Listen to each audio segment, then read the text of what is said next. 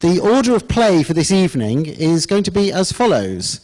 I'm going to give you a brief overview and talk a little bit about our new building, which is taking shape next door at the moment. Then Joe is going to talk about the education we give at the school, the vision, and how we work. Then we have Elika Macaulay. Elika, could you want to wave? Elika is our deputy head and inclusion leader. She's going to talk about how we deal with special needs in the school. And then we have Laura. Is she here? There she is, right at the back, in a handy position. She's going to give you a view from a current parent. Then I will quickly take you through the process of admissions for reception in 2012, and then there will be time for questions at the end. And after that, I have to go and get my daughter from a flute concert. So, I'd like to talk a little bit about our journey to this point, and I don't know if there are many of you who might have been to some of the meetings that we've held in the past, but we really only started talking about this school just over 2 years ago, 2 years and 1 month ago. So it's quite incredible that from really just an initial conversation about how wonderful it would be if we could create a Jewish school that broke down the barriers between different sects of Judaism to actually having it open now. This time last year, we held an open evening similar to this one, and all of the current parents, I should imagine, were at that meeting. They are, I have to say, real pioneers, because at that meeting last year, we had no site on which to put the school, we had no head teacher, we had no staff, we had no government approval, we had no applications to come to the school. Now, we of course have full government approval, we have a thriving class of children, and we still have a waiting list as well. We have an active community of families who are incredibly supportive and busy. We have an outstanding head teacher, stop blushing, and a staff to match. And we have a building taking place next door which is due for completion by September 2012. And in case, I know that I've already had one question this evening, what happens if it's not ready? If it's not ready, then the contractors are legally obliged to provide us with a school in any case, so it will be ready. Very briefly, what is Eden Primary all about? Well, first of all, educational excellence, and Joe is going to talk about that in some detail. All I would really like to say, as an amateur, is that I've been in the classroom quite a lot recently, putting up shelves and connecting display boards to the walls, and I have been absolutely bowled over by what I've seen the children doing. They are so enjoying what they're learning, and the standard of teaching has made me just go, if only I could have had something like that when I was their age. Our approach is that we are trying to inspire the children to have an absolute joy in learning. And if they develop a joy in learning, then they will want to continue doing it for the rest of their lives. That's the starting point for it, and Joe will go into it in much more detail. We're also about Jewish education and diversity.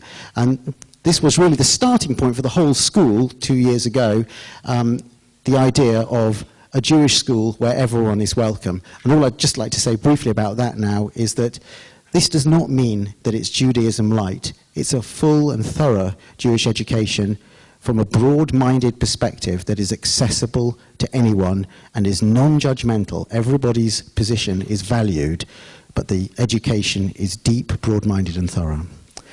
Inclusivity obviously is connected to diversity, but we've got a particular strength, I believe, in how we support children with special needs. And in our building, as I'll show you in a moment, the facilities that we're hoping to provide there are of a very high standard. And fourthly, love of nature. We would like to create a school where when the children leave it, they're able to go into a forest and identify the trees that they see. We want to create a school where what goes on outside is just as important as what goes on inside. An understanding of and respect for our environment is extremely important. It's not only the sort of thing that will end up preventing people want to take part in looting, but it's also something that ultimately will help the planet. So what goes on at the moment is the children are inside and outside all day long, and they are developing a genuine love of nature. Last week they were actually throwing acorns at me.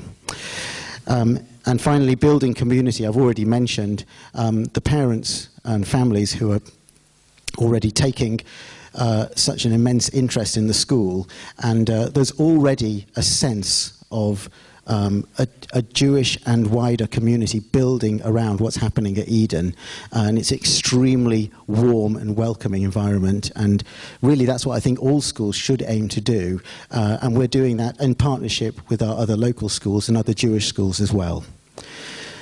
Now, a little bit about our new building. That's a computerized impression of what it'll look like from the front.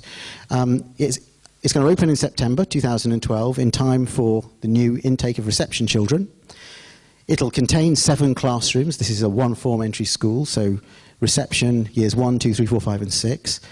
A very generous and beautiful octagonal hall, special needs therapy rooms, a discovery zone, which is a library but with additional research capabilities, an ecology zone, which is an area where all the stuff they're doing outside they'll be able to bring inside and examine, kitchen, offices, playground and gardens. And there's outside learning areas for all the classes.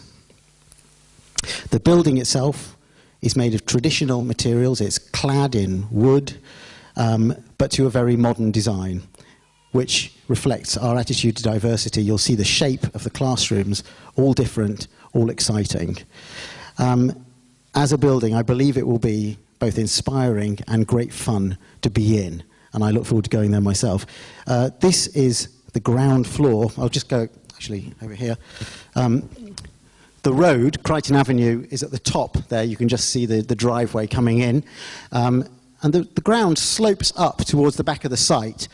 So here, where you've got storage, kitchen, caretaker, and the boiler room, that's actually underground. The first floor is at ground level at the back, and that's where the classrooms are. At the front, that's at ground level, so you'll walk into either the hall, which is here, or straight in the front door, reception area there, and offices. One thing that we particularly like is the fact that this is a sliding door on the hall. Previous experience of having school plays has shown that whenever you have a play, there's never enough room in the hall for all the parents who want to come and watch it. So we decided to make this opening as wide as possible so that when we need to, we can have seating going right back into that circulation area. Oh, it shouldn't take too long.